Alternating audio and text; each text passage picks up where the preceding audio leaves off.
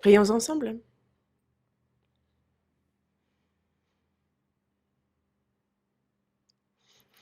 Dieu notre Père, toi qui nous aimes, qui es saint et miséricordieux, nous étions loin de toi et perdus dans le péché, mais tu nous as retrouvés. Et ton jugement, ta malédiction que nous devions recevoir, c'est le Seigneur qui, à notre place, s'en est chargé. Et par le sang précieux qu'il a versé, il a éternellement lavé notre âme. Et fait que nous n'avons plus jamais à recevoir ni jugement, ni malédiction. Et c'est sans aucun mérite de notre part que tu nous as sauvés, que tu nous as pris pour tes enfants et que tu nous donnes cette espérance glorieuse de pouvoir rentrer dans ton royaume éternel. Et nous te remercions pour toutes ces grâces. À cette heure, nous qui avons reçu le pardon des péchés, le pardon de nos péchés par le sang précieux versé par le Seigneur, sommes réunis devant toi pour louer ton nom, pour apprendre ta parole. Et nous te remercions de nous avoir placés dans ta communion sainte. Le Saint-Esprit est avec nous. Prends et aie tes regards sur chacun d'entre nous. Qu'avec ton amour, ta puissance et par ta parole, nous savons que tu nous fortifies et nous te remercions. Qu'aucun d'entre nous ne s'éloigne de ta grâce et que nous qui sommes sauvés, nous puissions consacrer ce temps qu'il nous reste à vivre dans la chair, non pas pour les choses vaines de ce monde, que notre cœur n'en soit pas détourné, que nous ne vivions pas en suivant les convoitises et les désirs de notre chair, mais que nous puissions vivre pour ta gloire. Et pour cela, que nous soyons tenus toujours plus fermement par ton amour, par ta parole, par ta main miséricordieuse. Il y a cette nouvelle année, il y a cette vie. Nous la confions entre tes mains, Seigneur. Garde-nous afin que nous puissions te glorifier et fortifie-nous.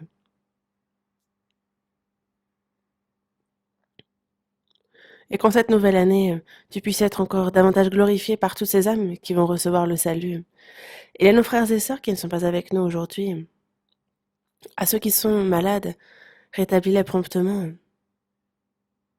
Ceux qui, dans leur cœur, sont dans les épreuves, à ceux qui sont dans la faiblesse, accorde-leur la grâce dont ils ont besoin en toutes choses, pour qu'aucun ne chancelle et ne s'égare.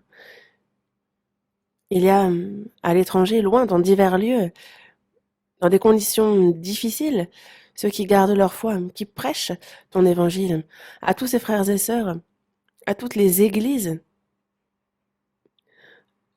agis en elles grandement, et qu'en cette fin des temps, ta volonté sainte, que tu souhaites accorder autant que tu as fixé, puisse s'accomplir.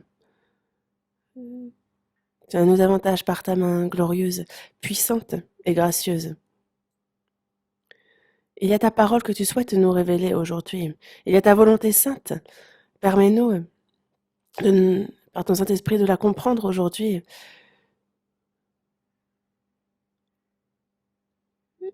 Que nous soyons tenus seulement par ta parole puissante et par ta main puissante. Nous avons prié au nom du Seigneur Jésus. Amen. Ouvrons la Bible. Ancien Testament, Psaume. Psaume 89.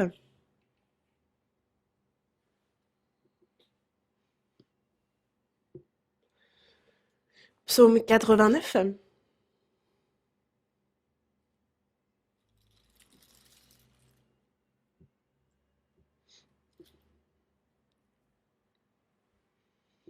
Psaume 89.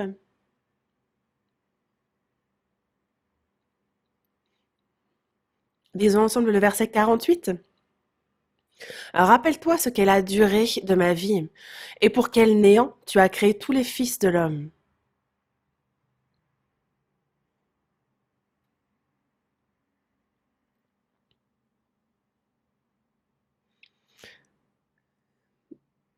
L'année est passée comme un coup de vent et cette nouvelle année a déjà commencé. Nous sommes à la première semaine de cette nouvelle année et lors de la retraite d'hiver, la semaine dernière, toutes les assemblées de toute la Corée se sont réunies pour rendre grâce à Dieu pour l'année passée, pour le remercier pour cette année qui arrive et nous sommes examinés concernant l'année passée. Il y a beaucoup de choses pour lesquelles rendre grâce. Et il y a des choses plus regrettables que nous remarquons devant Dieu, des choses que nous avons mal fait, toutes ces choses qui ne sont pas précieuses. Et c'est avec un cœur de repentance, avec un cœur de regret que nous avons entamé cette nouvelle année accordée par Dieu afin que nous la vivions davantage pour lui, pour sa gloire, pour son œuvre. Et ce sont des résolutions que nous avons prises au cours de cette retraite et donc ça a été un temps très précieux pour préparer cette nouvelle année.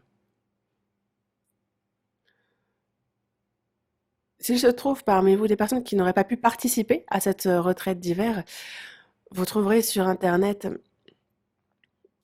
les sermons qui se sont tenus lors de cette retraite. Il est nécessaire de les écouter. Le temps qui nous est imparti passe vite et le temps qu'il nous reste n'est pas si long. Et nous le savons très bien. Et c'est pour cela qu'aujourd'hui, en nous concentrant sur le verset que nous venons de lire, nous avons intitulé ce sermon Courte vie et une espérance éternelle.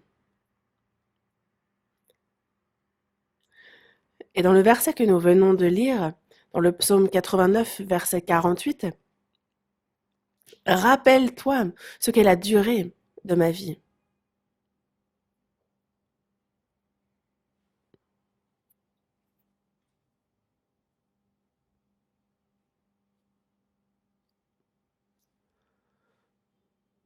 La durée de ma vie. Pensez-vous que votre vie est longue? Non, elle est très courte. Et Dieu,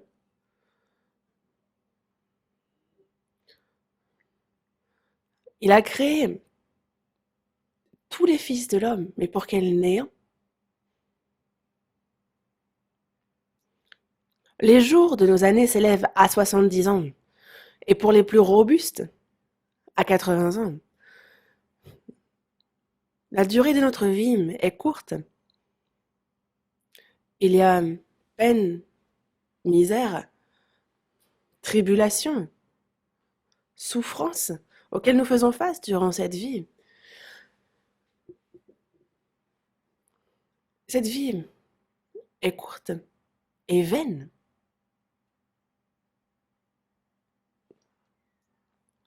Et pour quel néant tu as créé tous les fils de l'homme? La vie est courte et vaine pour l'homme.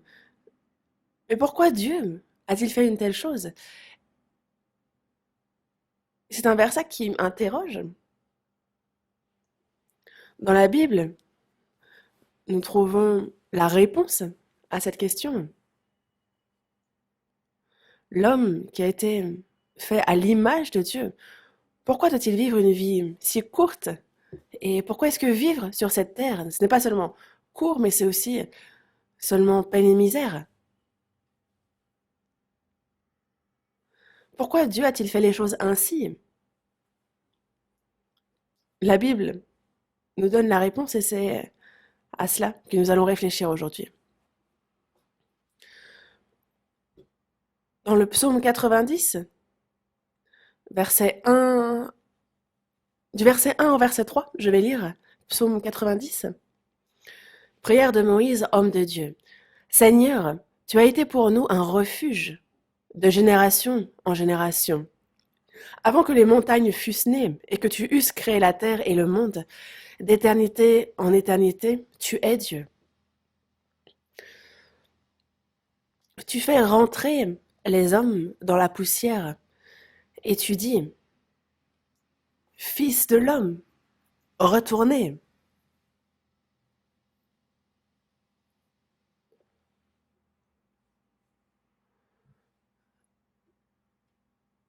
On nous parle d'une vie courte dans les versets précédents, mais on dit ici que Dieu dit, tu as été pour nous un refuge.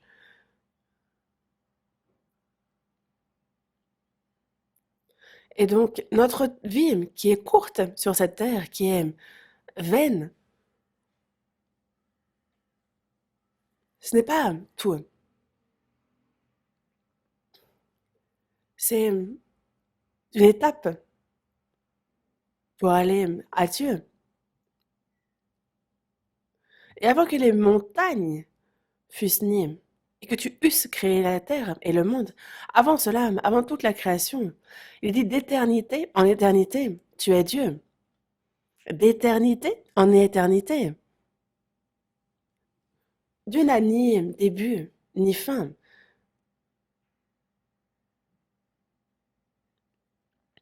Raison pour laquelle on parle de lui en termes d'éternité.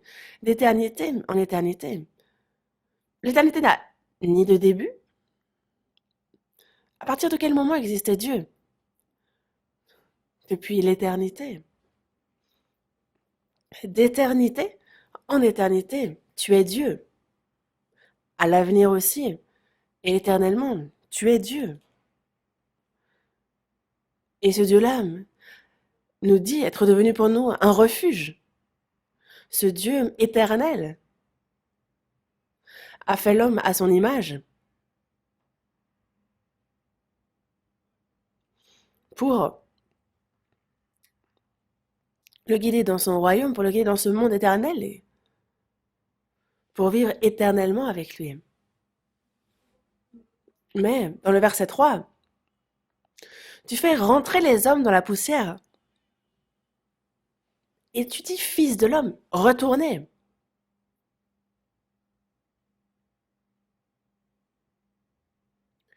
Dans la Genèse, chapitre 3, on voit ce que Dieu dit à Adam après qu'il ait péché.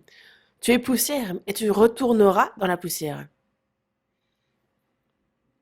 Et dans Ecclésiaste, chapitre 12, pardon, verset 9, il dit, avant que la poussière retourne à la poussière comme elle y était, et que l'esprit retourne à Dieu qui l'a donné. Souviens-toi de ton Créateur. Lorsque l'homme meurt, on dit qu'il est décédé ou il retourne à celui qui l'a donné, il retourne d'où il vient. Une personne vient de Dieu et retourne à lui. Retourner. Il a fait rentrer les hommes dans la poussière. Et on y retourne. Notre corps est poussière. Et la poussière retourne à la poussière.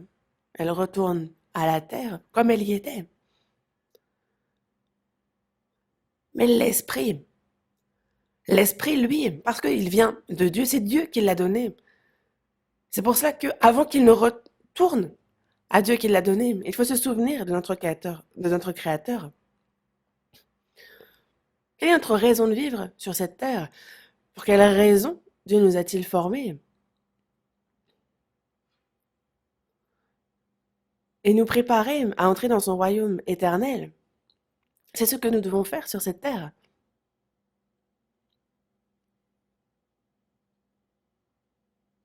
Et c'est pour cela que nous sommes venus sur cette terre, nous y sommes pour un instant, et nous la quittons. Et aux États-Unis, il y a un bâtiment dédié à la création, et c'est un lieu où finalement ils prouvent, ils attestent scientifiquement de la Bible. Et quand on y entre, il y a une inscription qui dit, et vous, D'où venez-vous et où allez-vous? En fait, il y a cette inscription. Il nous faut savoir que nous venons de Dieu et que nous retournons à lui. Mais les hommes l'ont complètement oublié. Pourquoi vivons-nous? Il nous faut comprendre la grâce que Dieu a donnée. Vivre pour lui. Il est bien dit que le monde passe, sa convoitise aussi, mais celui qui fait la volonté de Dieu demeure éternellement. Nous sommes venus du Père éternel et nous retournons à lui. La question est de savoir, le savons-nous? Il faut le savoir. Les hommes vivent pour une courte durée, mais Dieu, lui, vit dans l'éternité. Il est éternel.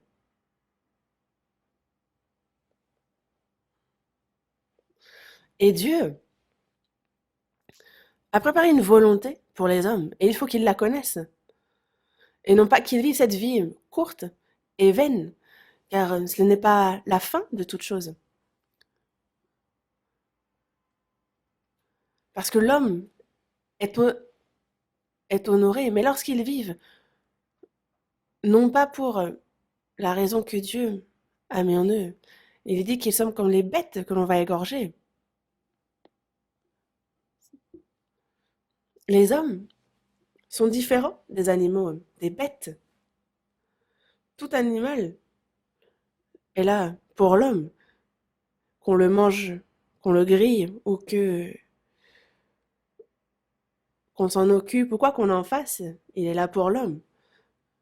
Mais l'homme n'est pas né pour mourir, mais pour recevoir la vie éternelle. C'est la raison pour laquelle il est venu sur cette terre. Psaume 93, Psaume 93, verset 2. Lisons ensemble. Ton trône est établi dès les temps anciens. Tu existes de toute éternité.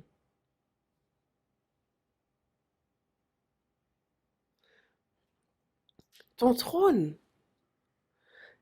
est établi dès les temps anciens.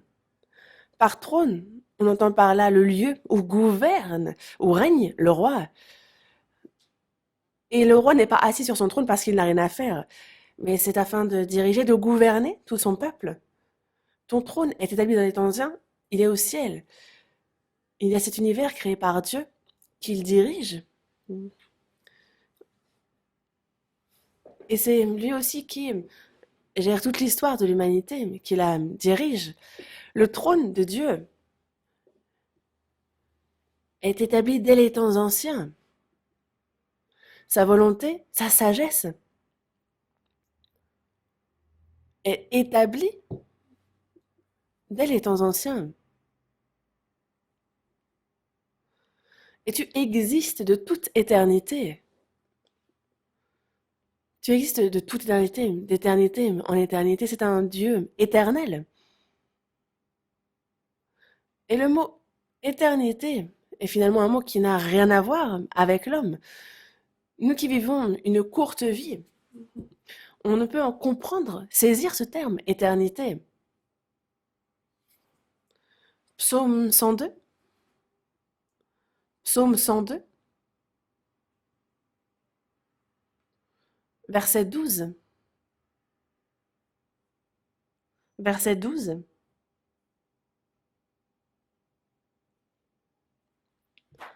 Versets 12 et 13. Lisons ensemble. Mes jours sont comme l'ombre à son déclin, et je me dessèche comme l'herbe. Mais toi, Éternel, tu règnes à perpétuité, et ta mémoire dure de génération en génération.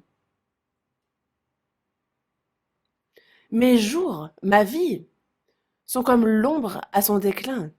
L'ombre à son déclin? Lorsque le soleil se couche, quand une personne est proche, en fait, on voit son ombre qui s'affaiblit et qui disparaît même. C'est un peu comme l'ombre à son déclin, comme une ombre qui disparaît. Mes jours sont comme l'ombre à son déclin, et je me dessèche comme l'herbe. La Bible nous dit que la vie est comme l'herbe. Dans la première épître de Pierre, chapitre 1, verset 24, on nous dit bien que toute chair est comme l'herbe, et toute sa gloire comme la fleur de l'herbe. L'herbe sèche et la fleur tombe. Et c'est bien pour ça que on se dessèche comme l'herbe. C'est que quelques jours passent, et nous nous desséchons, nous mourons et nous disparaissons. Notre vie, c'est comme une fleur qui fleurit quelque temps et qui ensuite fane et tombe.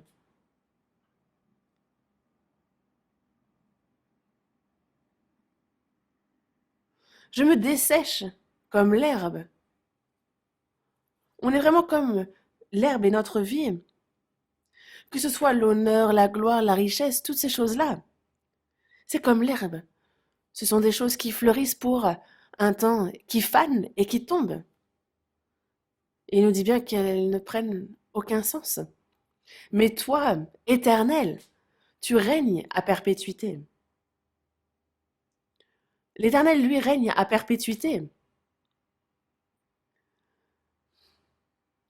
Et il dit bien, le monde passe et sa convoitise aussi, mais celui qui fait la volonté de Dieu demeure éternellement.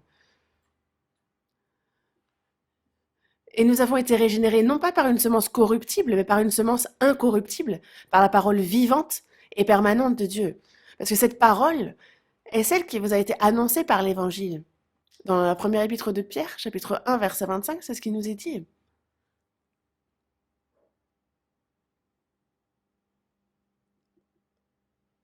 Les hommes sont comme l'herbe. L'herbe se dessèche, fane et tombe. Mais sa parole est vivante et permanente. Et une personne sauvée est à perpétuité, d'éternité en éternité avec Dieu. C'est une semence incorruptible.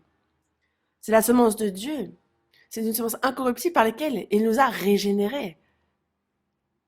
Et une personne ainsi née de nouveau sera dans le lieu là où est Dieu. Et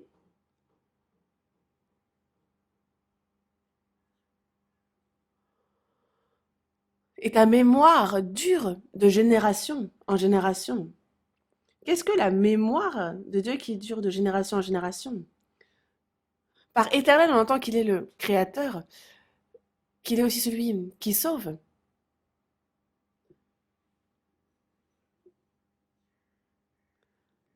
Et ta mémoire, il n'y a aucun, c'est inaltérable sa création, ce qu'il a fait, le fait qu'il donne sa grâce, cette grâce qui nous sauve.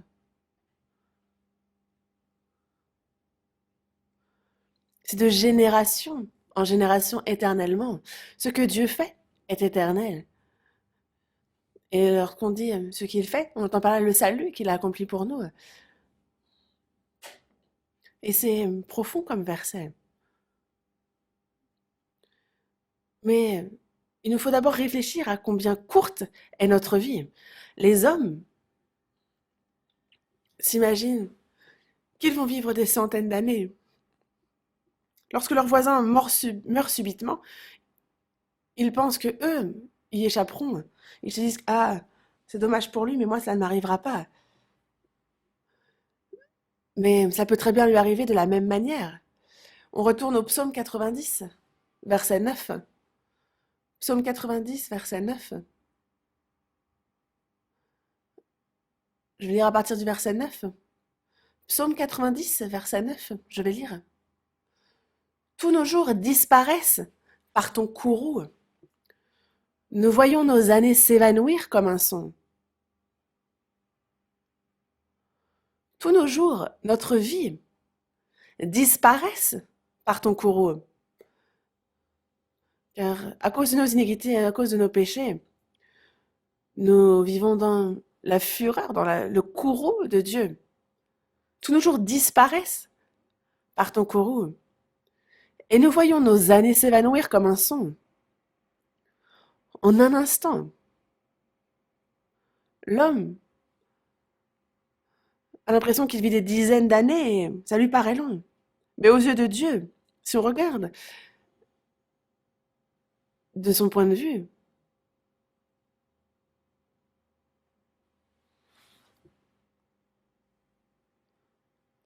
dans le chapitre 90, verset 4, il est dit, car 1000 ans sont, à tes yeux, comme le jour d'hier, quand il n'est plus, et comme une veille de la nuit. Dans la seconde épître de Pierre, chapitre 3, il a également dit que devant le Seigneur, un jour est comme 1000 ans, et 1000 ans sont comme un jour. Et nous, en ce moment, on a l'impression que un an passe comme un jour. On a l'impression qu'on fête la nouvelle année tellement souvent. C'est que devant le Seigneur, un jour est comme 1000 ans, et 1000 ans sont comme un jour. On a l'impression que aujourd'hui est comme hier.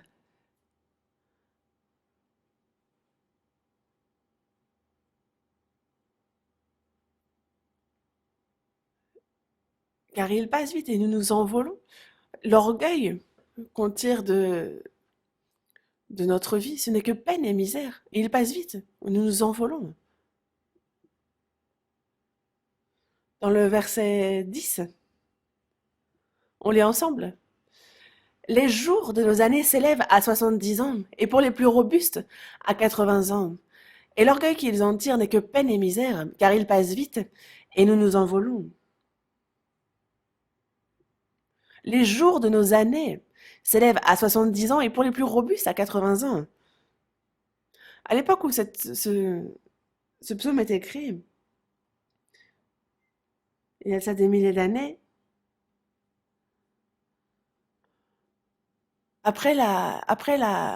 le déluge, l'espérance de vie de l'homme a beaucoup chuté. Et c'est pour ça, les jours de nos années s'élèvent à 70 ans et pour les plus robustes à 80 ans.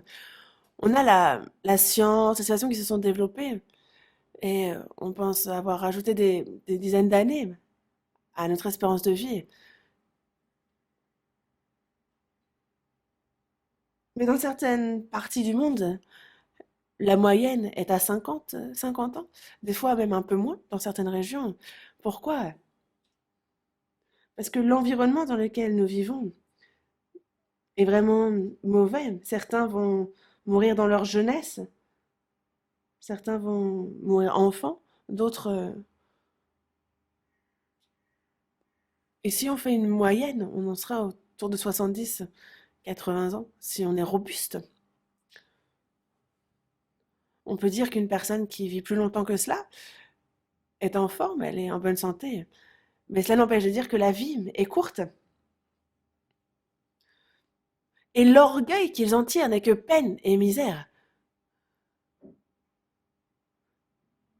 Les gens, quand on demande aux personnes âgées, à vous qui avez vécu tant d'années, de quoi vous souvenez-vous? Ah, grand-père, vous avez vécu si longtemps. Que pensez-vous de ces années passées? Ils disent, ah, dans le monde, il n'y a personne qui a autant souffert que moi.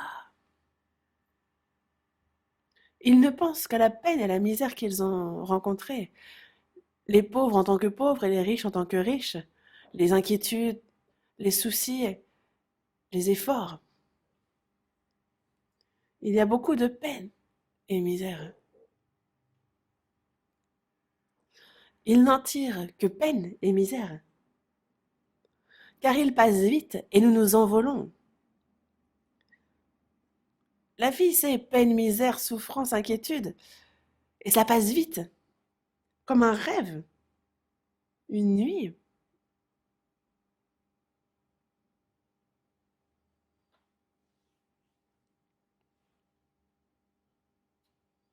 Et c'est vrai que ce genre de verset s'adresse à chacun d'entre nous. Verset 12. Verset 12, on va le lire. Enseigne-nous à bien compter nos jours, afin que nous appliquions notre cœur à la sagesse. Il dit bien, enseigne-nous à bien compter nos jours. Si on vit 70 ans, en fait, on ne doit pas seulement faire des calculs concernant l'argent, mais aussi concernant les années de notre vie. Et moi, j'ai souvent calculé ça, donc je vois très bien. 365 multiplié par 70, ça fait combien? Ça fait 25 550. Est-ce que ça fait beaucoup? Mais ça, on ne vit pas tous ces instants-là, on dort la plupart du temps.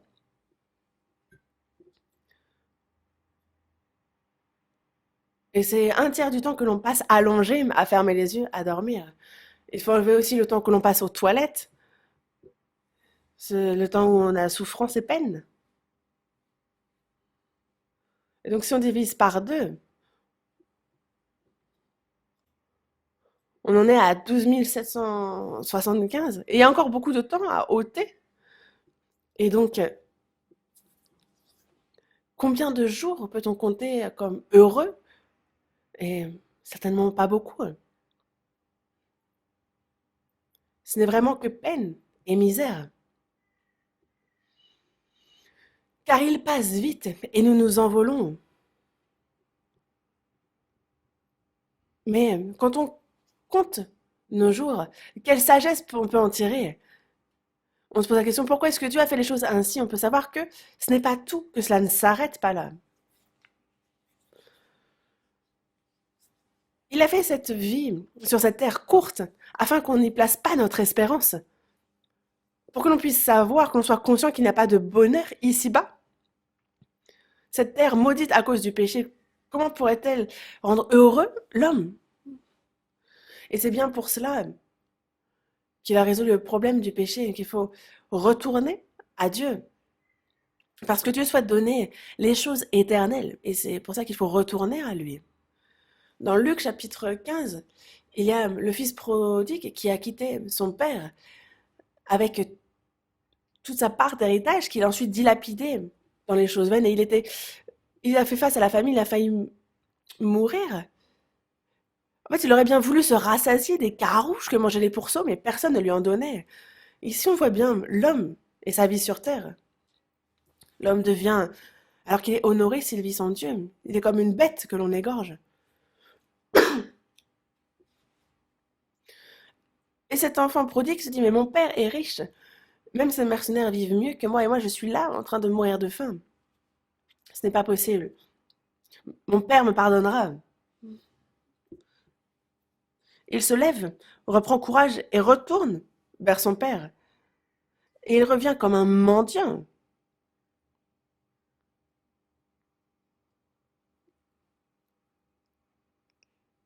Il a ses vêtements imprégnés de l'odeur des pourceaux. Et c'est dans cet état-là qu'il est retourné au père. Lorsqu'il est sorti, il était tout pimpant, il avait l'héritage de son père. Mais quand il est revenu, il était proche de la mort. Mais ça, cela n'a pas inquiété son père. Il l'a attendu. Ô enfant prodige, reviens, reviens à la maison. Et c'est un enfant prodigue qui a tout perdu. Mais ce que son père attendait, c'est qu'il revienne. J'efface tes transgressions comme un nuage et tes péchés comme une nuée. Reviens à moi, car je t'ai racheté. Parce que j'ai effacé tes transgressions, je t'ai racheté. Reviens, ne t'inquiète de rien et reviens. Et ce qu'on peut ressentir quand on étudie la Bible, c'est que peu importe combien nous avons de péchés, l'homme ne périt pas à cause de ses péchés. Et ce n'est pas ce péché qui les mène au jugement. Et ce n'est pas les bonnes œuvres qui conduisent non plus au ciel. Il n'y a personne qui se rende au ciel. Que l'on ait fait de bonnes œuvres ou non, ce n'est pas cela qui nous assure le ciel. Mais Dieu a sacrifié son Fils unique et il a racheté. Il a payé le salaire du péché, de tous nos péchés.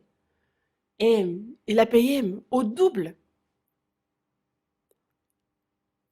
Il faut parler au cœur de Jérusalem, lui crier que sa servitude est finie, que son iniquité est expiée parce que elle a reçu de la main de l'Éternel au double de tous ses péchés. En fait, le Fils a dit, Mon père, j'ai péché contre le ciel et contre toi, mais je ne suis plus digne d'être appelé ton fils. Mais le père a dit à ses serviteurs, qu'a-t-il dit? Apportez-moi vite la plus belle robe et l'en revêtez. Mettez-lui un anneau au doigt et des souliers aux pieds. Le fils a dit, j'ai péché contre le ciel et contre toi. Je suis même plus digne d'être appelé ton fils. Et le père dit, non, non, tu es bien mon fils. Il lui ôte ses habits souillés et lui disent, apportez vite la plus belle robe et l'en revêtez. Il a mis un anneau au doigt, des souliers aux pieds.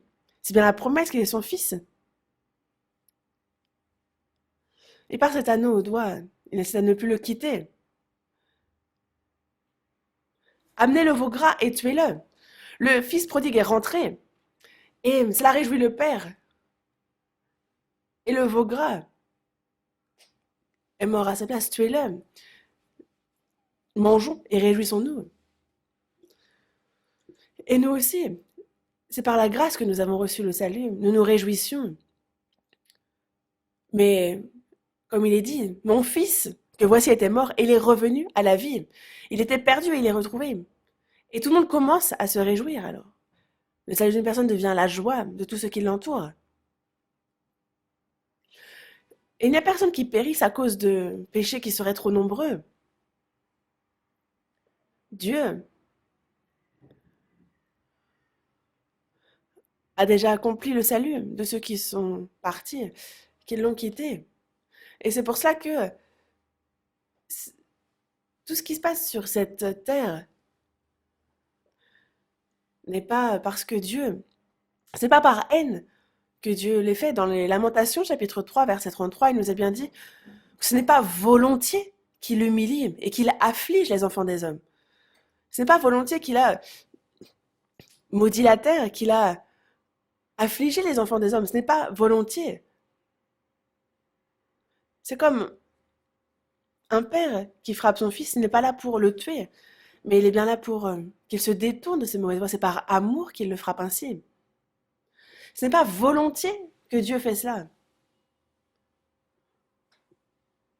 Il a pardonné tous nos péchés, et même au double.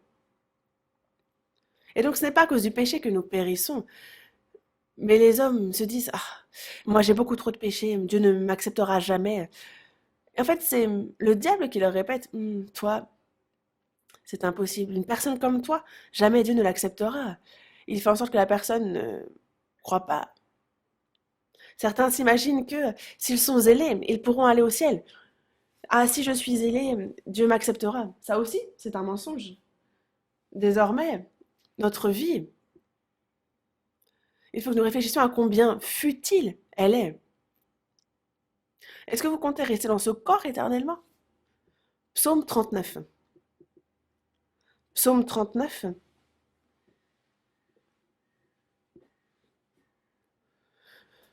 Psaume 39,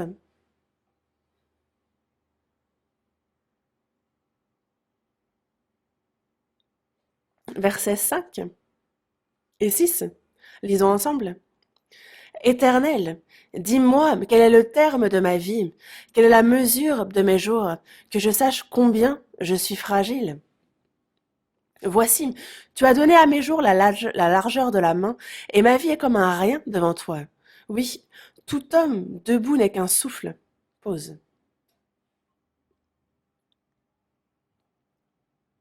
David, homme remarquable d'Israël, qui a uni même les nations alentour, qui était vraiment puissant. Mais David a prié l'Éternel. Dis-moi quel est le terme de ma vie, quelle est la mesure de mes jours, que je sache combien je suis fragile.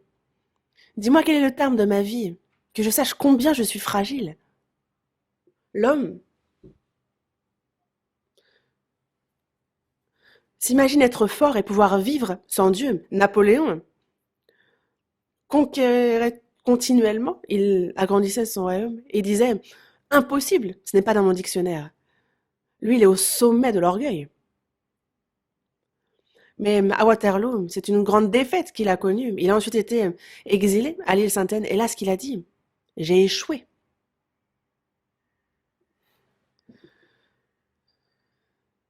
Tous m'ont juré fidélité, mais où sont-ils maintenant? Ils m'ont tous abandonné. Et il a ajouté autre chose. Mais c'est Jésus qui a vaincu. Napoléon allait sur le champ de bataille. On dit de lui qu'il n'a pas dormi beaucoup, qu'il lisait énormément, même au champ de bataille. Il est dit qu'il lisait. Et on dit que le dernier livre qu'il a lu est la Bible. On ne peut savoir s'il a compris la grâce de Dieu. Mais il a bien dit que Jésus sur la croix l'a vaincu.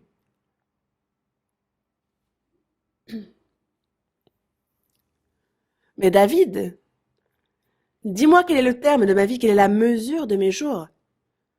Le terme de ma vie. Il sait très bien que sa vie prendra fin. Il ne sait pas quand. C'est vrai que le monde nous crie que tout est possible, que tout est permis. Mais que ce soit les puissants, les riches, tous, s'ils connaissaient que la fin est proche, que feraient-ils? Ils se prépareraient à leur mort.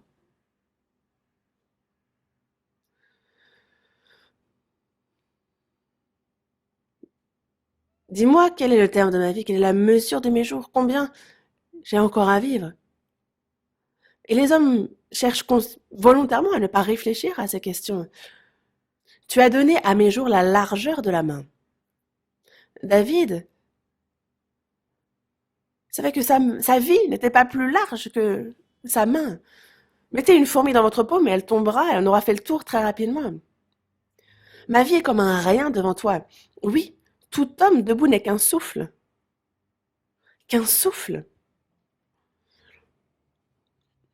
Quand on a gagné beaucoup d'argent et lorsqu'on se dit, bon, reposons-nous désormais, on peut mourir soudainement. J'ai du pouvoir, je suis puissant, tout cela n'est qu'un souffle. C'est vain. Et la sagesse, c'est d'en être conscient. Dans Job, chapitre 7, verset 6, Job dit de ces jours qu'ils sont plus rapides que la navette du tisserand, qu'ils s'évanouissent et qu'il n'y a plus d'espérance. Vous avez déjà vu un tisserand? Lorsqu'il tisse, vous avez vu la navette faire des allers-retours et tisser ainsi. Et des fois, c'est tellement rapide qu'on loupe, qu'on n'arrive pas à suivre la navette. Mais mes jours sont plus rapides que la navette du tisserand, ils s'évanouissent. Et il n'y a plus d'espérance.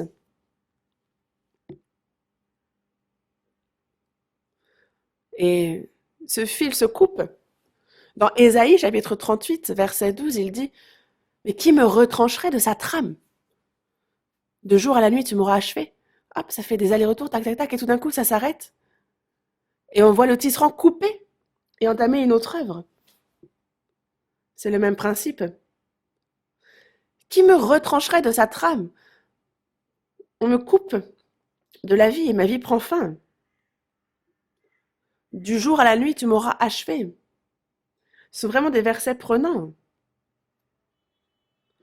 Et dans Job, chapitre 9 aussi, il dit que mes jours sont plus rapides qu'un courrier. Il fuit sans avoir vu le bonheur. Auparavant, lorsqu'on devait livrer, apporter une lettre, c'était à cheval, il y avait des coursiers. Et est-ce que le courrier, en fait, il passait, il disait courrier, courrier, courrier, et il distribuait, il lançait ça, il n'avait pas le temps de s'arrêter de prendre un thé chez la personne. Et c'est pour cela que Job dit bien que mes jours sont plus rapides qu'un courrier. Il fuit sans avoir vu le bonheur. C'est assez intéressant comme expression, non? Et c'est le cas. Il fuit sans avoir vu le bonheur. Dans Jacques chapitre 4, verset 14, j'ai dit « Vous qui ne savez pas ce qui arrivera demain, car qu'est-ce que votre vie? Vous êtes une vapeur qui paraît pour un peu de temps et qui ensuite disparaît. » Notre vie, c'est cela. On paraît pour peu de temps et ensuite on disparaît, comme une vapeur.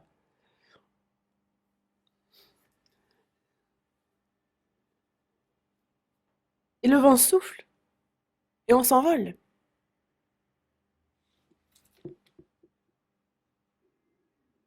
Dans le Proverbe, chapitre 27, verset 1, il nous est dit de ne pas nous vanter de lendemain. On ne sait pas ce qu'un jour peut enfanter. Demain, après-demain, dans un an, dans 10 ans. On fait des plans, on a des projets pour, sur le long terme aussi. Mais nous ne savons pas ce qu'un jour peut enfanter. On ne peut pas se vanter du lendemain. Mais que faire alors? Ne pas faire de plans sur la comète est vain dans ce monde.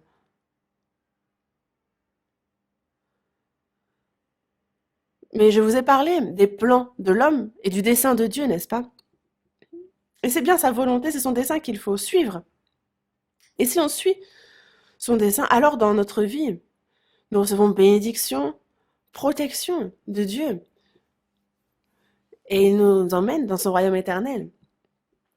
Dans Luc, chapitre 12, en fait, il y a un riche qui disait à son âme, mon âme, tu as beaucoup de biens en réserve pour plusieurs années. Repose-toi, mange, bois et réjouis-toi. Et c'est vrai que ce n'est pas un péché d'être riche, mais c'est que des fois, parce que le riche, il a souffert, il a trimé, il a travaillé, mais le tout est que la personne se dit, ah, mon âme, tu as beaucoup de biens en réserve pour plusieurs années. Désormais, repose-toi, mange, bois et réjouis-toi. Mais Dieu lui dit, insensé, idiot, insensé, cette nuit même, ton âme te sera redemandée. Est-ce que tu as préparé? Pour qui cela sera-t-il? Dieu peut très bien cette nuit même redemander ton âme. Et tout ce que tu as amassé, que ce soit l'autorité, que ce soit la connaissance, que ce soit les biens matériels, pour qui cela sera-t-il? Il en est ainsi de celui qui amasse des trésors pour lui-même et qui n'est pas riche pour Dieu. En vivant dans ce monde, qu'est-ce qu'être riche pour Dieu? Le Christ est notre richesse. Notre salut est notre richesse. C'est là que l'on est riche pour Dieu. C'est en cela. Notre vie, d'ailleurs nous n'avons qu'une, et cette vie est courte. Il y a l'ombre de la mort qui plane sur chacun d'entre nous. Elle s'approche.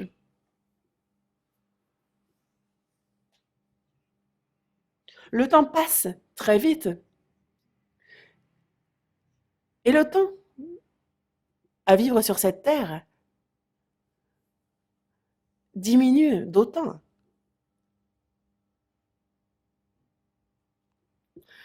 Lorsque la nouvelle année arrive, on change les calendriers pour ceux de l'année en cours. Mais bientôt, on n'aura plus à tourner les pages du calendrier. Et un jour viendra où le temps s'arrêtera. Ce qui est sûr, c'est que tout homme meurt. Tous meurent.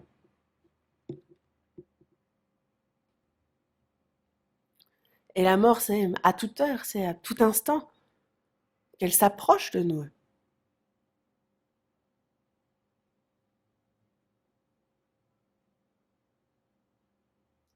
Mais sur cette terre, il n'y a pas de véritable bonheur, il n'y a pas de véritable espérance. Certaines personnes disent I am dying. Je suis en train de mourir.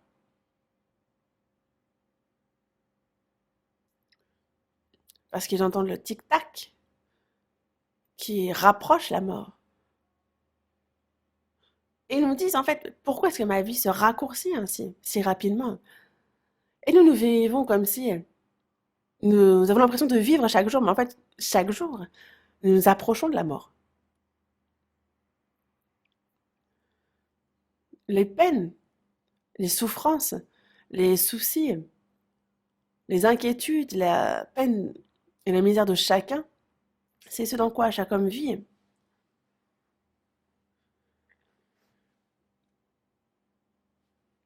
Et sur cette terre, maudite par Dieu, nous vivons dans la peine, dans la misère, dans les efforts, dans les inquiétudes.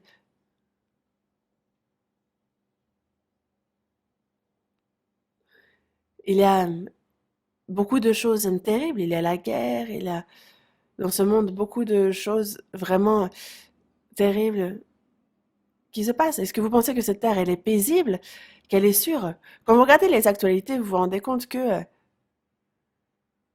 à tout instant, la guerre peut éclater dans ce monde. Auparavant, en fait, il y avait les 8 pays, 8 puissants pays qui avaient l'arme nucléaire. On était à 60 000, 70 000 armes en tout. Mais les États-Unis et la Russie ont incité à réduire ce nombre et ils ont réduit de beaucoup ce nombre-là. On a atteint peut-être 20 000 armes décomptées. Mais ils ont été toutes ces vieilles armes, trop anciennes. Mais désormais, ce sont des armes très contemporaines, très modernes, vraiment terrifiantes. Ce sont des armes nucléaires nouvelles qui apparaissent. En Russie, d'ailleurs, ils ont créé de petits modèles d'armes nucléaires, tellement petits au point que l'homme peut le porter, cette arme, et la faire exploser. Et il ne serait pas le seul à mourir si jamais elle explose. C'est un grand nombre qui mourrait. Donc, il continue con- à faire de nouvelles armes. Et aux États-Unis, ils développent de nouveaux modèles d'armes nucléaires. Et arrivera un jour où cela explosera. En ce moment, on a l'Irak, l'Iran, le Moyen-Orient, les États-Unis, la Corée du Nord, la Russie, la Chine. Ce sont des pays où la guerre peut éclater à tout instant, parce que c'est une situation de tension extrême. Mais les hommes se disent, ça n'arrivera pas. Lors de la Seconde Guerre mondiale, au Japon, il y a de bombes nucléaires qui sont tombées sur Nagasaki et Hiroshima. On a à peu près 70 000 personnes victimes à Hiroshima et 40 000 environ à Nagasaki.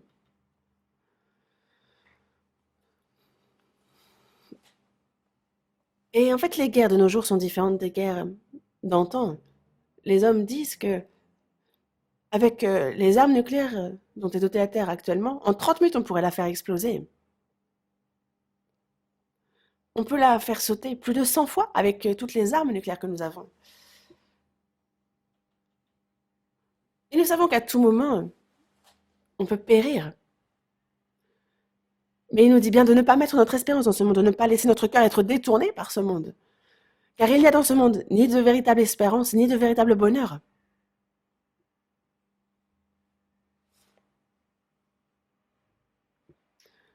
Psaume 37, Psaume 37, verset 7. Psaume 37, verset 7.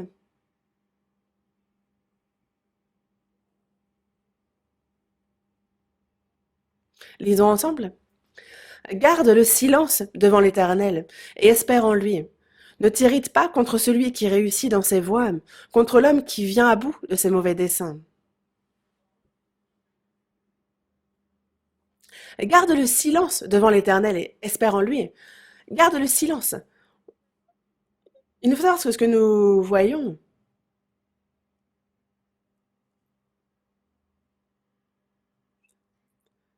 C'est que nous voyons des fois des choses qui sont, qui ne sont pas selon sa parole. Mais il ne faut pas s'irriter, il ne faut pas envier qui que ce soit. Il nous faut garder le silence devant l'Éternel jusqu'au bout.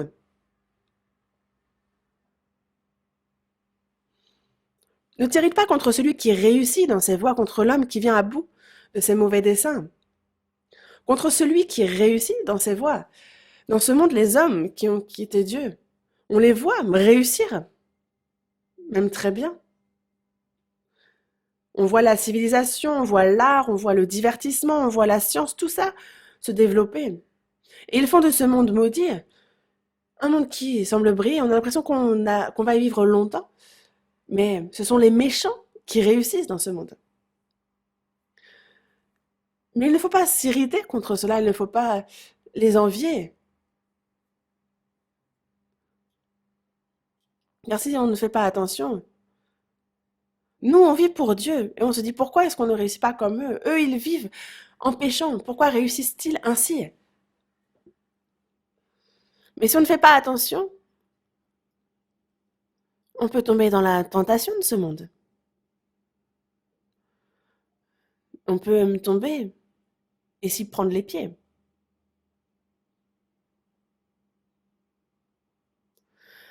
Lisons le verset 10 ensemble également. Encore un peu de temps et le méchant n'est plus. Tu regardes le lieu où il était et il a disparu. Encore un peu de temps et le méchant n'est plus.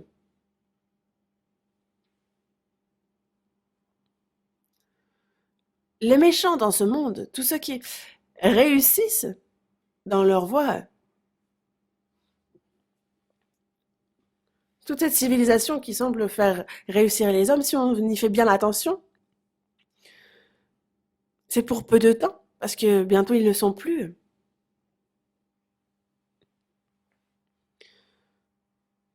Nous aussi, si ça nous met mal à l'aise aussi, ce sont des choses qui détournent notre cœur, ça nous met en colère, si on s'irrite. Est-ce qu'il faut les rejoindre dans leurs mauvaises actions? Non, ce serait insensé. Gardez le silence devant l'Éternel. Et nous, il y a d'autres choses à faire. C'est autre chose qu'il nous faut faire. Dans Job, chapitre 20, verset 5, il est dit que le triomphe des méchants a été court. On a l'impression que les méchants triomphent, mais c'est pour une courte durée. Mais et la joie de l'impie, elle est momentanée. Que ce soit le triomphe des méchants, que ce soit la joie de l'impie, c'est court et momentané. Ceux qui se réjouissent justement de leurs mensonges, tout cela, c'est court, c'est momentané. Et après, on regarde où ils étaient et ils ont disparu. C'est comme un rêve. Dans le rêve, on peut être roi, on peut être riche, on peut devenir ce qu'on veut. Mais quand on se réveille, on se retrouve là où on était.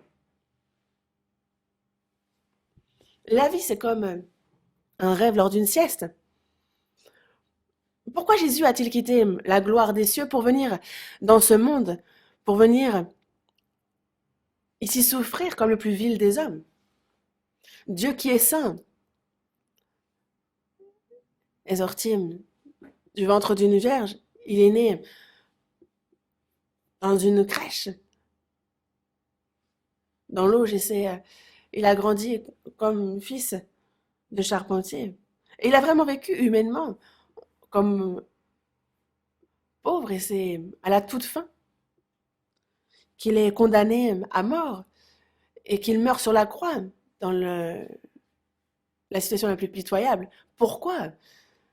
C'est pour que les pécheurs, que tous ces hommes sous l'emprise de l'autorité du diable puissent être par Jésus qui a souffert à notre place, pour qu'ils puissent en être libérés. On va voir dans Job chapitre 21. Job chapitre 21.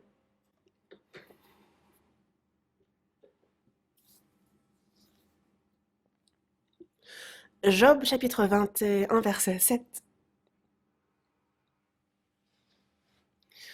Lisons le verset 7 ensemble. Pourquoi les méchants vivent-ils? Pourquoi les voit-on vieillir et accroître leur force? Pourquoi les méchants vivent-ils? Vieillissent-ils? Vivent-ils longtemps? Accroissent-ils leur force? Il serait bon que les méchants meurent rapidement et on en voit à vivre très longtemps.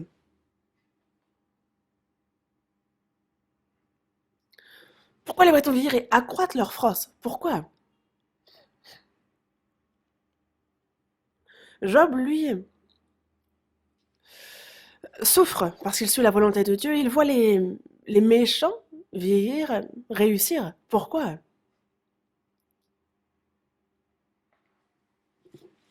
Dans le verset 9, il est dit: Dans leur maison règne la paix, sans mélange de crainte. La verge de Dieu ne vient pas les frapper. Dans leur maison règne la paix, ils sont sans crainte. Il n'y a pas la fureur de Dieu qui tombe sur eux. Dans le verset 10, leurs taureaux sont vigoureux et féconds, leurs génisses conçoivent et n'avortent point. Ils laissent courir leurs enfants comme des brebis, et les enfants prennent leurs ébats. Ils chantent au son du tambourin et de la harpe, ils se réjouissent au son du chalumeau. Lisons le verset 13 ensemble. Ils passent leur jour dans le bonheur, et ils descendent en un instant au séjour des morts. Ils passent leur jour dans le bonheur, et ils descendent en un instant au séjour des morts. Est-ce que vous les enviez? Le jour du festin, on prépare pour ce jour un cochon. On lui donne beaucoup à manger, beaucoup à manger. Pourquoi? Pour le mettre sur la table le jour du festin. Et dans ce monde, c'est pareil. Ceux qui sont riches, ceux qui profitent, ceux qui sont heureux, ce sont des cochons qu'on prépare pour le festin. Ils descendent en un instant au jour du mort, au séjour des morts, pardon. Et il n'y a rien à envier. Dieu même les laisse. Qui que ce soit, si la personne se repent parce que c'est ce que Dieu attend impatiemment, Dieu patiente, mais à la fin, et tout le monde dans le séjour des morts. Dans Ésaïe, chapitre 51, verset 6, il est dit que les cieux s'évanouiront comme une fumée, et la terre où on vit aussi, elle tombera en lambeaux comme un vêtement, et ses habitants périront comme des mouches. Comme des mouches. Les mouches ne vivent pas longtemps, allez, 24 heures. C'est vrai, quand on entend parler des mouches, c'est assez intéressant. Elles ne vivent qu'un jour, 24 heures. Elles font tout. Elles se reproduisent, ont des enfants, elles font tout en une journée. Puis elles meurent. Les mouches, oui. Si jamais on met de l'insecticide, hop, elles s'évanouissent. Mais ses habitants périront comme des mouches.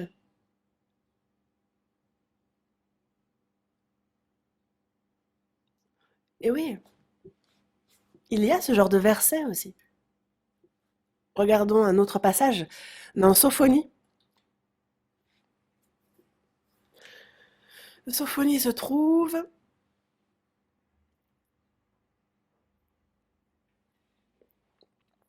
Ancien Testament, Sophonie, chapitre 1. Chapitre 1, Sophonie chapitre 1, versets 2 et 3. Je vais lire. Sophonie chapitre 1, versets 2 et 3. Je détruirai tout sur la face de la terre, dit l'Éternel. Je détruirai les hommes et les bêtes, les oiseaux du ciel et les poissons de la mer, les objets de scandale et les méchants avec eux. J'exterminerai les hommes de la face de la terre, dit l'Éternel.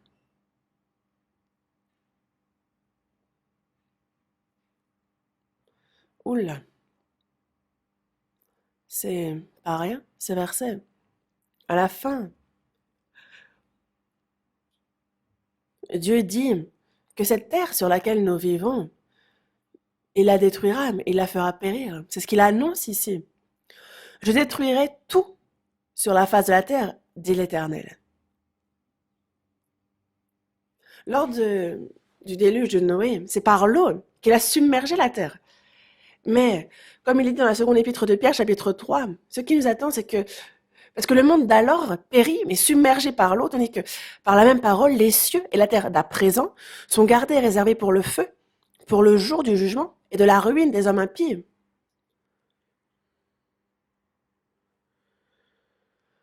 Je détruirai tout sur la face de la terre, Je détruirai les hommes et les bêtes, les oiseaux du ciel et les poissons de la mer, les objets de scandale et les méchants avec eux. Au moment du déluge, les poissons ne sont pas morts, mais en cette fin des temps, on voit les poissons de la mer, les oiseaux du ciel, les objets de scandale, tout, même les méchants périr. Tout ce qui le scandalise, tous les méchants avec eux, il exterminera les hommes de la face de la terre. Tout.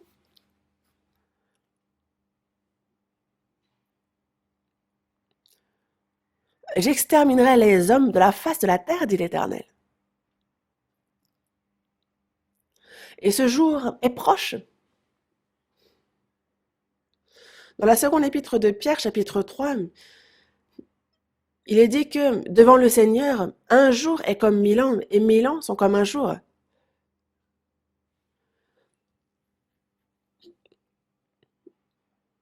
Il est dit que le jour du Seigneur viendra comme un voleur, et en ce jour, les cieux passeront avec fracas, les éléments embrasés se dissoudront, la terre avec les œuvres qu'elle renferme sera consumée.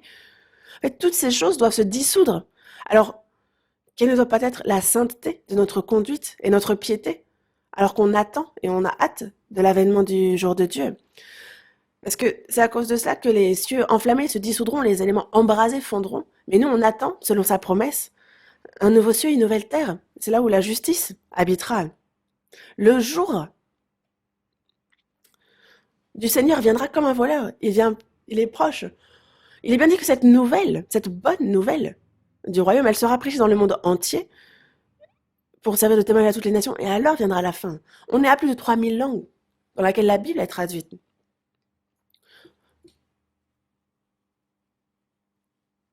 Cette bonne nouvelle, elle sera prêchée dans le monde entier. Alors viendra la fin. On en témoignera à toutes les nations.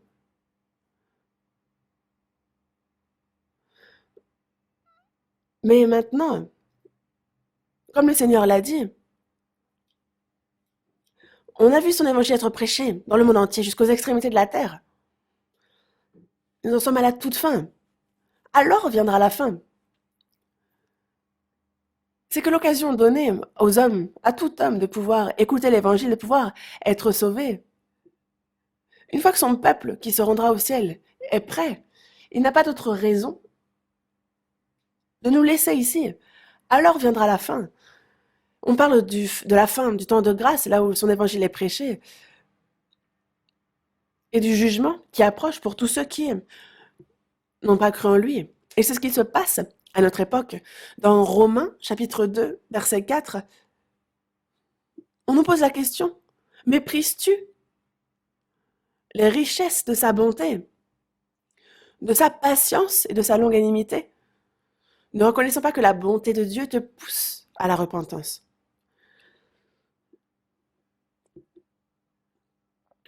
Il y a sa bonté, il y a sa patience, sa longanimité que les gens méprisent, raison pour laquelle ils connaîtront sa fureur. Ce monde ne périt pas à cause de ses nombreux péchés, car tout pécheur, c'est parce qu'il méprise la grâce de Dieu, parce qu'ils ne se repentent pas, parce qu'ils c'est par endurcissement, c'est parce qu'ils ont un cœur impénitent qu'ils amassent un trésor de colère pour le jour de la colère et de la manifestation du juste jugement de Dieu. Ils ne croient pas et ils cherchent vraiment à ne pas croire, volontairement. Ils sont vraiment endurcis et ils ont un cœur impénitent, ils sont entêtés. Un cœur impénitent qui ne se repent pas. Quand on voit nos péchés, on doit se repentir, on doit retourner à Dieu, s'humilier.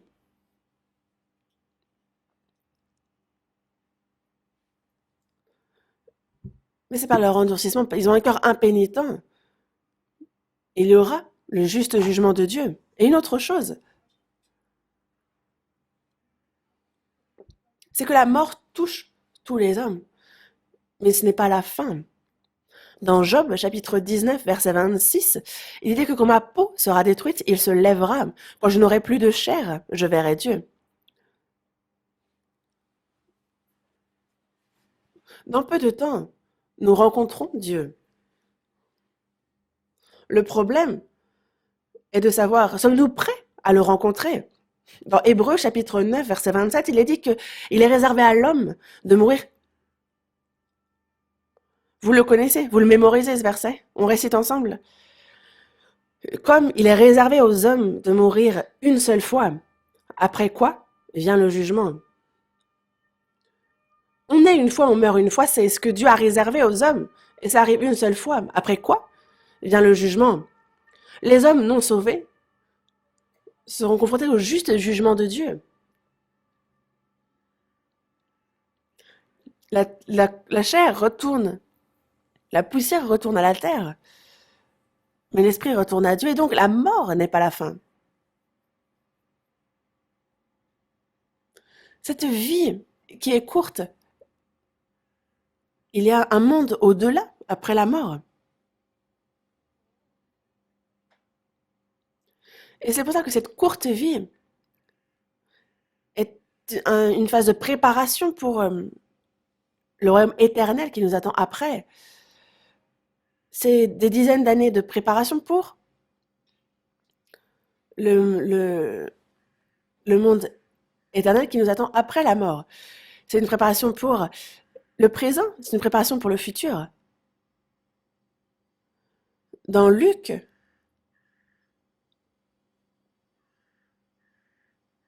on nous parle d'un homme riche et de Lazare qui, lui, est pauvre. Et on voit que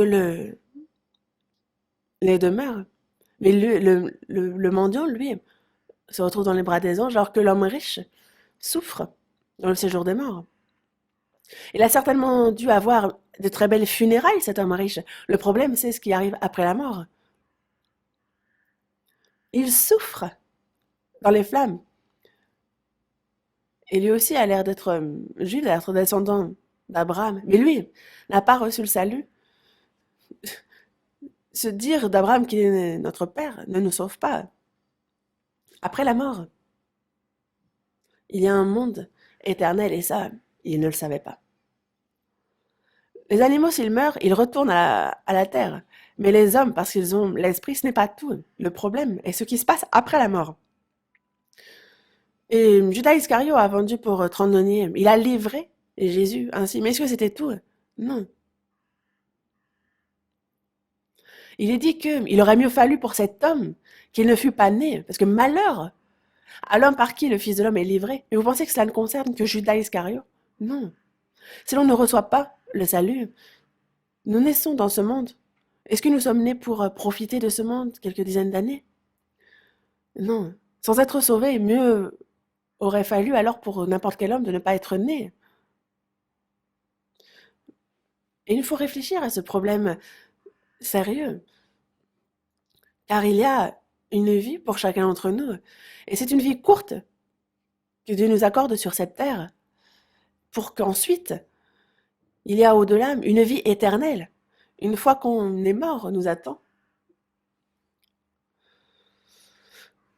Un monde éternel, il y a le royaume de Dieu et l'enfer, qui tous deux sont éternels.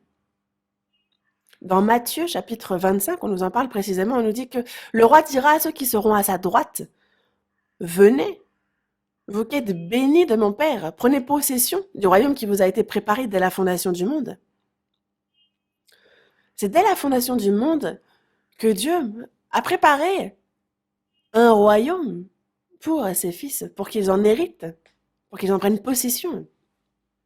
Dans le verset 41, il dit par contre, ensuite, il dira à ceux qui seront à sa gauche, retirez-vous de moi, maudits, allez dans le feu éternel qui a été préparé pour le diable et pour ses anges. Une personne qui n'est pas sauvée est vraiment une personne maudite. Il y a l'honneur, la gloire, la richesse dans ce monde, peut-être, mais peu de temps après, maudit, aller dans le feu éternel qui a été préparé pour le diable et pour ses anges. L'enfer n'était pas pour les hommes, initialement, mais pour le diable et pour ses anges. Mais il n'y a que là où peuvent se rendre ceux qui ne sont pas sauvés. Et ça, C'est un fait vérifié.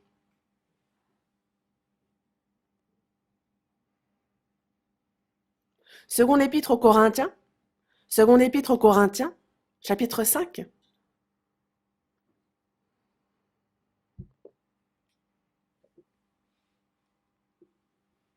Seconde épître aux Corinthiens, chapitre 5, verset 1. Lisons ensemble. Nous savons, en effet, que si cette tente où nous habitons sur la terre est détruite, nous avons dans le ciel un édifice qui est l'ouvrage de Dieu, une demeure éternelle qui n'a pas été faite de main d'homme. Si cette tente où nous habitons sur la terre, on parle ici de notre chair, cette chair, c'est notre tente, c'est notre demeure, notre maison. Cette maison a un toit, on a nos cheveux, et ensuite,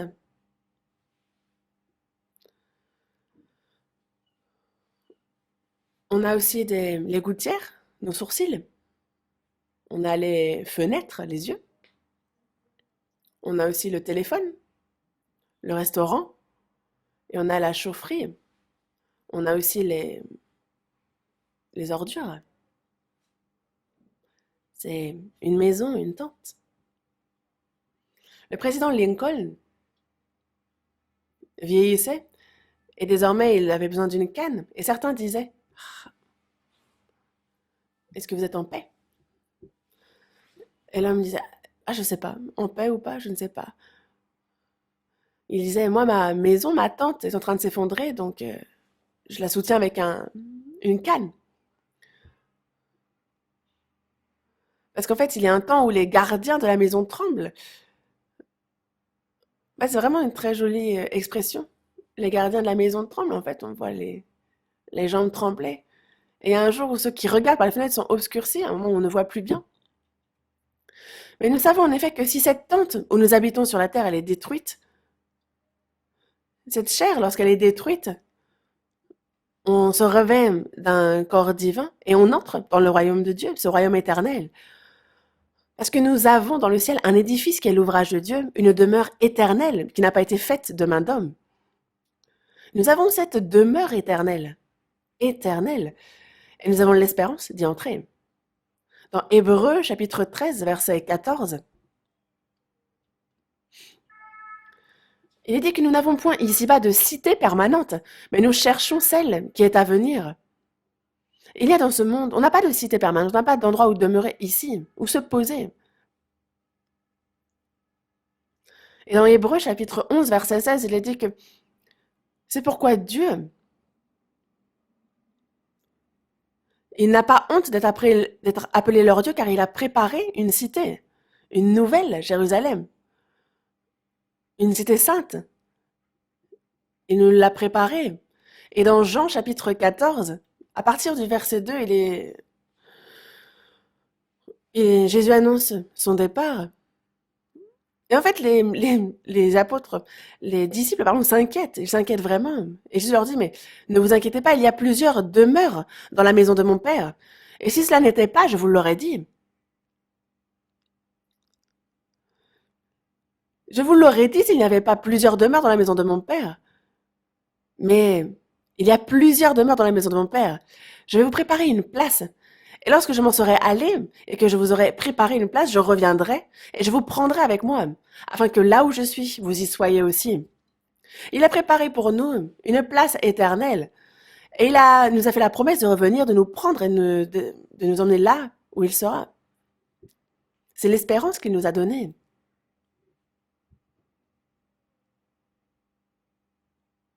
Dans Romains chapitre 8, versets 24 et 25, il dit que c'est en espérance que nous sommes sauvés. On a reçu le salut pour une espérance éternelle. Parce que l'espérance qu'on voit n'est plus espérance. Ce qu'on voit, peut-on l'espérer encore? Mais si nous espérons ce que nous ne voyons pas, nous l'attendons avec persévérance. Ce monde est visible. Ce n'est pas là que nous avons notre véritable espérance. Ça ne peut pas devenir notre véritable espérance. Parce que ce qu'on voit, peut-on l'espérer encore? Mais si nous espérons ce que nous ne voyons pas, nous l'attendons avec persévérance.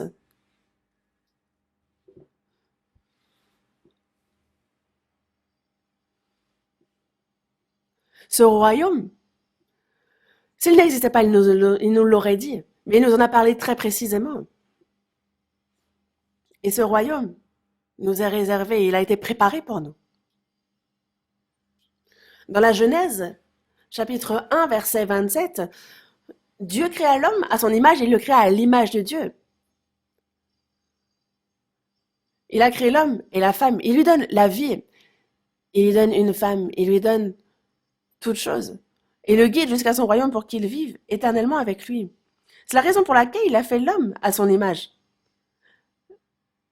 L'homme fait à son image a péché, mais il ne l'a pas abandonné pour autant.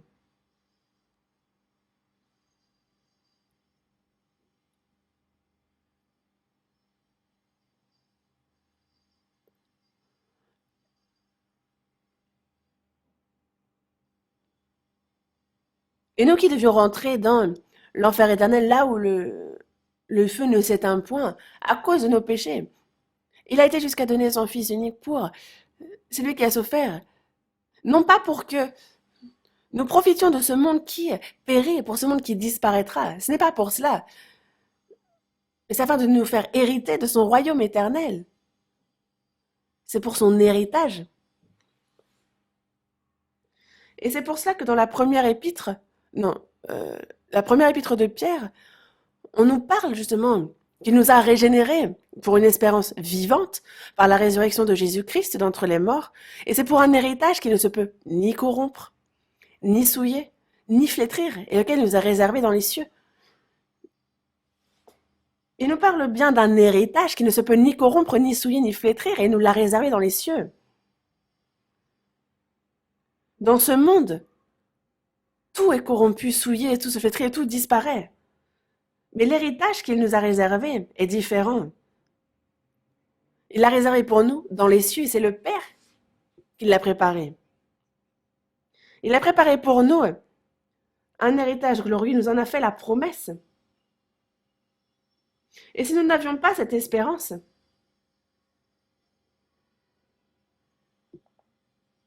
nous sommes les plus malheureux. Et c'est pour cela que dans 1 Corinthiens chapitre 15, il dit que si c'est dans cette vie seulement que nous espérons en Christ, nous sommes les plus malheureux de tous les hommes. Si c'est seulement dans cette vie qu'on espère en Christ, on est les plus malheureux.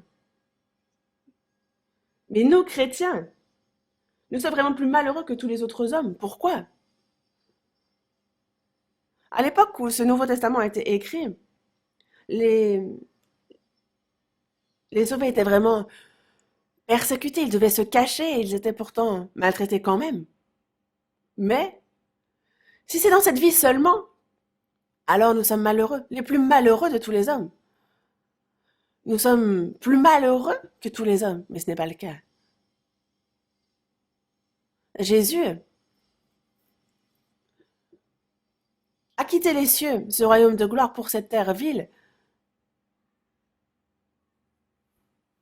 parce qu'il a cette promesse certaine qu'il nous emmènera dans ce royaume éternel. Et la raison pour laquelle lui, il a souffert, c'est pour que cela puisse se faire. Dans Luc chapitre 12, verset 32, il dit bien, « Ne crains point, petit troupeau, votre Père a trouvé bon de vous donner le royaume. » Ceux qui sont sauvés, vous savez combien petit est ce troupeau. Et il nous arrive d'être dans la crainte, d'être isolés, mais il nous dit, ne crains point, car votre Père, il a trouvé bon de vous donner le royaume. Ça, c'est notre espérance, c'est notre grande consolation. Et jusqu'à ce que nous rentrions dans son royaume, c'est sur lui que nous portons nos regards et que nous supportons. Dans le psaume 23, verset 6, il dit que oui, le bonheur et la grâce m'accompagneront tous les jours de ma vie, et j'habiterai dans la maison de l'Éternel jusqu'à la fin de mes jours. David attendait, ardemment il désirait vivement ce jour où il habiterait dans la maison de l'Éternel jusqu'à la fin de ses jours. Il est bien dit dans l'Apocalypse, je vis un nouveau ciel et une nouvelle terre, car le premier ciel et la première terre avaient disparu, et la mer n'était plus. Dieu a montré à l'apôtre Jean ce nouveau ciel, cette nouvelle terre, là où nous entrerons. Et la mer que nous connaissons aura disparu, elle ne sera plus.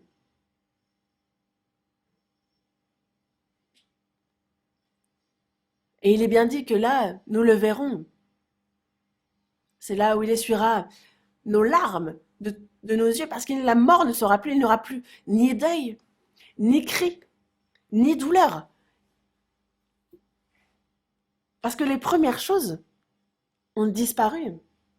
Il n'y a plus ni la mort, ni la maladie. Il n'y a plus de charlatans, il n'y a plus de corrompus, il n'y a plus de douleur. Parce que la première terre et le premier ciel avaient disparu. Et si on n'a pas l'espérance en ce royaume, imaginez combien nous sommes malheureux et misérables. Mais nous avons cette espérance vivante et certaine que cette terre qui passe comme un couvent, ce n'est pas là que nous devons mettre notre cœur. Voyons dans Tite, chapitre 1. Tite, chapitre 1. Tite, chapitre 1. C'est après la seconde épître à Timothée. Tite, chapitre 1. Verset 2. Lisons ensemble. Lesquels reposent sur l'espérance de la vie éternelle, promise dès les plus anciens temps par le Dieu qui ne ment point.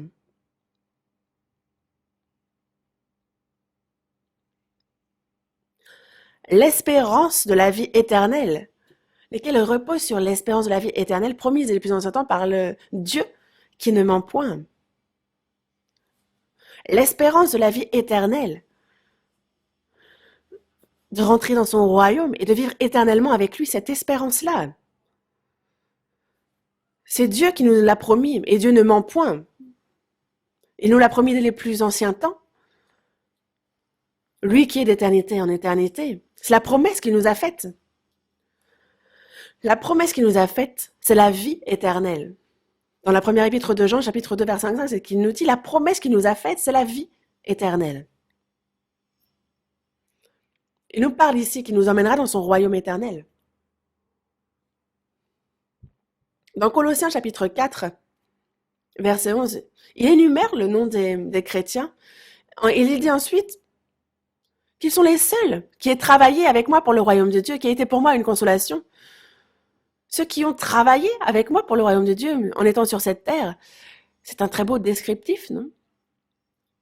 Nous vivons sur cette terre, mais nous avons l'espérance, nous avons nos regards tournés vers ce royaume éternel, car ce royaume est proche. Nous vivons dans ce monde, mais c'est pour le royaume de Dieu que nous travaillons. Nous vivons dans le temps, mais nous travaillons pour l'éternité. Nous vivons dans un monde physique, dans un monde matériel, mais nous vivons pour le spirituel, pour l'éternel. Et désormais, le jour du retour du Seigneur est très proche, et ça nous le savons. Dans Romains, chapitre 13, verset 11, il est dit « Cela importe d'autant plus que vous savez en quel temps nous sommes. C'est l'heure de vous réveiller enfin du sommeil, car maintenant le salut est plus près de nous que lorsque nous avons cru. »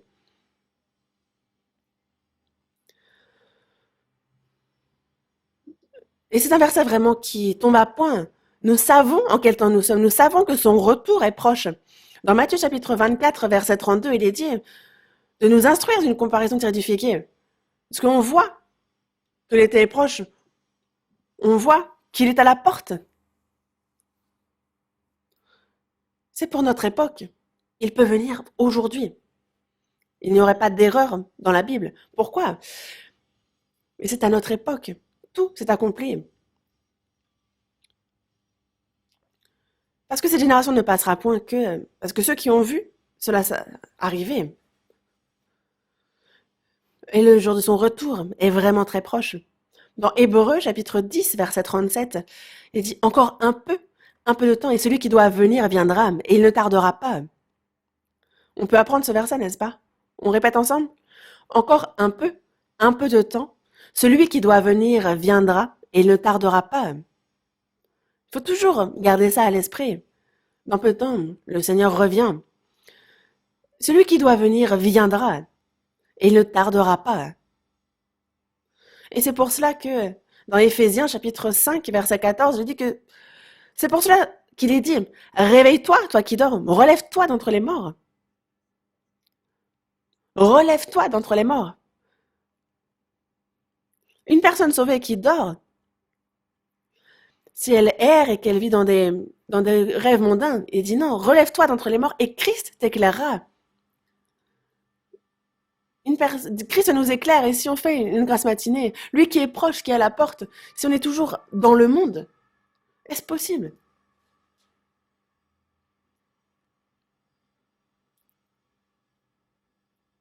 Prenez garde à comment et à comment il faut. Il nous faut donc prendre garde de nous conduire avec circonspection, non comme des insensés, mais comme des sages, de racheter le temps, car les jours sont mauvais. C'est pour ça qu'il nous faut ne pas être inconsidérés, mais comprendre quelle est la volonté du Seigneur. À racheter le temps, car les jours sont mauvais. Le temps qui nous est imparti défile, et il ne revient pas. Et le temps passé, nous ne pouvons plus le consacrer à servir le Seigneur. Et ceux qui ne sont pas sauvés, il nous faut leur apprêcher l'évangile, mais ce temps où nous pouvons faire ça, le temps qui nous est imparti est court. Nous n'en avons plus beaucoup. Et il nous faut reprendre nos esprits. Réveille-toi, toi qui dors. Réveille-toi. Et nous devons, par ça, on entend qu'il nous faut faire ce qu'il nous convient de faire pour le Seigneur. Et dans peu de temps commence c'est le premier séminaire de cette année 2020. Et il nous faut faire notre maximum. Prier ensemble, prêcher l'évangile ensemble, unir nos forces, coopérer. On a cette nouvelle année. Et désormais, on ne sait pas, le Seigneur va peut-être revenir cette année.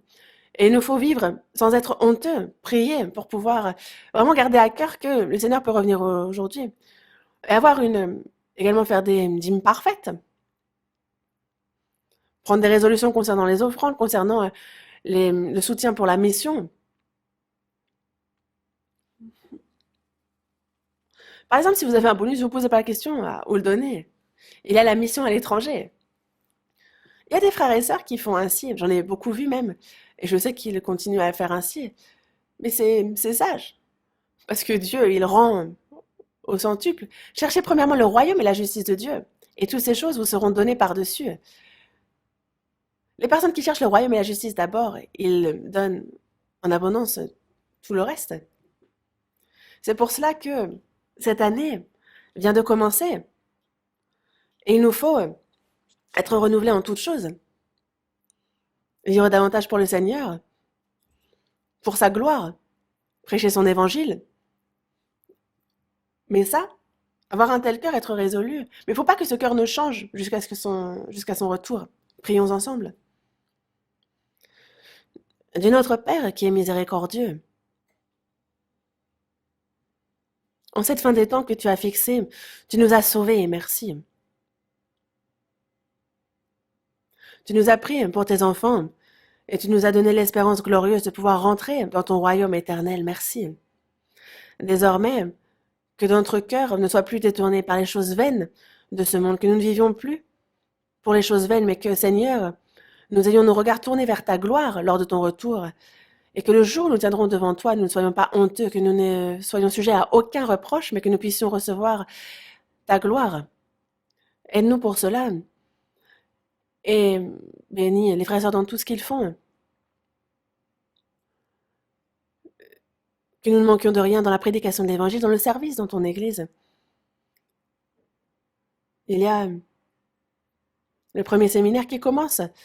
Sois avec nous, que de nombreuses âmes puissent être sauvées et que ton œuvre soit grande pour que tu puisses être d'autant glorifié. Et pour ce travail, utilise chacun de nous précieusement pour ton œuvre.